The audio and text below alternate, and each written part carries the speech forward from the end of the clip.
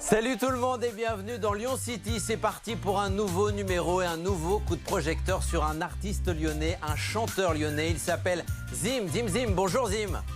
Salut. Quel est le message caché derrière ce nom de scène? Il se cache rien du tout, parce que la première fois que j'ai voulu monter sur scène, on m'a dit qu'est-ce que je mets sur l'affiche. J'avais pas réfléchi plus que ça. Et donc j'ai choisi Zim parce que c'était un pseudo que j'avais quand j'étais gamin. Ton parcours musical, tu as commencé je crois par du saxophone à 8 ans, puis à gratter la guitare de ton père. Ensuite, les cours de musique, le conservatoire, tout ça, c'est pas tellement pour toi, c'est ce que tu réalises. C'est ça le début de ton parcours musical? Ouais, c'est ça. En fait, j'avais vu Sonny Rollins sur scène et je me suis inscrit en septembre l'année d'après au conservatoire. Effectivement, c'est pas trop pour moi parce que déjà, on fait 1 an de solfège sans toucher l'instrument et puis il y a des dictées musicales, enfin plein de choses, des examens trimestriels. Et donc, je me suis tourné vers la guitare qui traînait chez mon père. Et j'ai continué comme ça la musique, effectivement. Bon, si tu n'aimes pas l'école, on est deux. Alors, donc tu as peut-être plus un esprit libre, peut-être même hippie? Ouais, ou en tout cas autodidacte. C'est plus classe. Ouais, c'est pas vrai. Et le rap, ça t'a jamais tenté? Le rap, en tant que tel, ça m'a jamais tenté parce que moi, j'ai toujours été chanson, finalement. Et entre les deux, peut-être un peu. Je rappe acoustique, souvent, ça pique. Rap à la zob, extrait. Je rappe dans tous les styles parce que j'en ai aucun. Je rappe même en kabyle si tu m'apprends le refrain. Je rappe comme je suis, tant pis pour la mode. Donc si t'as 2 minutes, viens kicker la prod. Viens kicker la prod. Je rappe acoustique, pas acoustique. Je rappe caustique, façon rustique. Je rappe acoustique, souvent ça pique. Bon, ça, c'est bel et bien du Zim, donc tu t'es essayé au rap. Ouais. C'est peut-être plus pour moquer de moi en train de rapper que vraiment un texte rap. Alors Zim, ton premier album est disponible depuis 2020. Il est sorti en 2020, il s'appelle Zim. On espère qu'il aura un avenir beaucoup plus radieux que l'année tout entière qu'on vient de vivre. Je sais même plus quoi souhaiter en fait. Ouais, effectivement, de la chance, c'est un peu ce qu'il nous faut en ce moment. Ouais. Quels sont les premiers retours que tu as pu avoir?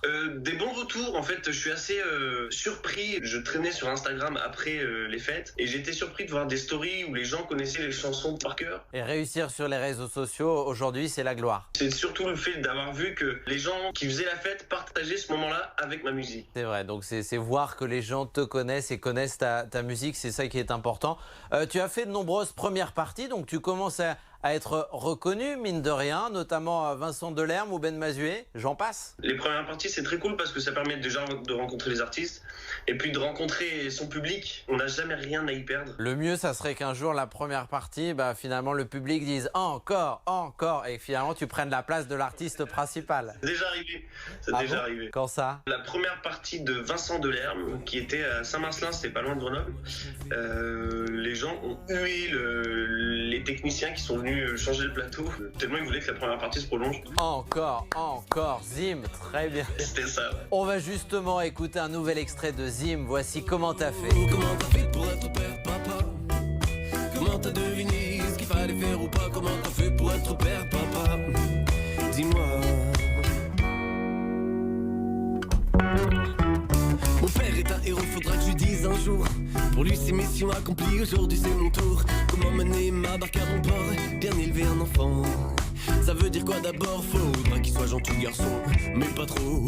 Dans cette chanson, tu te questionnes sur le fait d'être papa. Comment est-ce qu'on fait pour être un bon papa? Exactement, ouais. Comment est-ce qu'on fait? Et en fait, je me questionne moi-même et je questionne un peu mon père, quoi. Je me demande comment est-ce que lui, il a fait et quelles questions il s'est posées. Et donc les réponses, tu les as eues?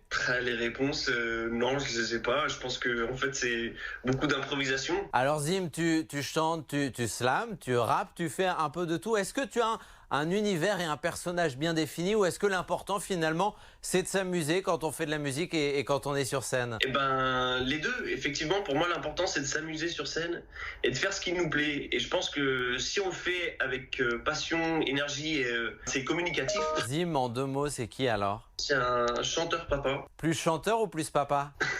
Avec le confinement plus papa, voilà, chanteur aussi quoi. Papa Zim, bon très bien. Donc ton premier album Zim est à découvrir, il est dans les bacs, il est en téléchargement légal évidemment. Reste avec nous, chaque semaine je demande à mon invité de nous conseiller des choses pour s'occuper à la maison, c'est parti. Et on démarre avec un bouquin que tu nous conseilles d'ouvrir, Boza, l'histoire, le périple d'un adolescent migrant. Un bouquin qui m'a beaucoup bouleversé en fait parce qu'il raconte des choses ahurissantes qui seraient incroyables si elles n'étaient pas vraies. Et tout ça se passe en bas de chez nous. 7e art, on poursuit avec un film que tu nous conseilles de voir ou revoir sans doute. Il est désormais culte, La haine, sorti en 95 de Mathieu Kassovitz. Ils ont fêté un anniversaire, je sais plus lequel, récemment, il me semble que c'est 25 ans. C'est un film toujours d'actualité et toujours percutant, je trouve, même qui n'a pas vieilli. Oui, c'est ça, 25 ans, La haine, donc de Mathieu Kassovitz. Musique à présent et poésie, tu nous conseilles d'écouter Demain dès l'aube de Victor Hugo, chanté par Anne Silla. Deux virtuoses, parce que Victor Hugo, dans la poésie ou dans la prose, Les Misérables, enfin voilà, et mis en musique par Anne Silla, qui est virtuose, une chanteuse incroyable. Cette version jazz est folle, je pourrais l'écouter sans cesse. J'irai par la forêt, j'irai par la montagne, je ne puis demeurer loin de toi plus longtemps. Allez, à moi de vous parler de quelque chose. Vous le savez, le monde de la culture est toujours dans le flou le plus total, mais la culture reprendra bel et bien toute sa place, et même plus encore. Vous allez voir pourquoi dans quelques semaines. Jean-Philippe Amy, président fondateur du Patadome Théâtre, est avec nous. Bonjour. Bonjour. Vous êtes donc, je le disais, le président fondateur du Patadome Théâtre, et vous ferez bientôt naître une toute nouvelle scène à Lyon, non pas à proximité du Rhône, mais sur le Rhône. C'est bien ça, l'île Haut. Absolument. Le théâtre flottant, ce qui va être une première en France, un ouvrage de 11 mètres 40 de large sur 45 mètres de long, qui va accueillir deux salles de spectacle, une salle de 250 et une salle de 80, pour proposer du spectacle pour l'enfance, la petite enfance. Alors je crois que la construction démarrera en 2021 et le lieu ouvrira en 2022. Exactement, début 2022. Alors 1200 mètres carrés, donc sur l'eau, et une architecture qui épousera presque celle du musée des Confluences, non loin de là, ou en tout cas tout aussi originale. C'est une architecture contemporaine. Le coup de crayon de Koen Olthuis, qui est un architecte hollandais spécialisé dans le bâtiment flottant, qui est une pointure internationale, qui travaille pour l'UNESCO aussi, pour faire face à la montée des eaux et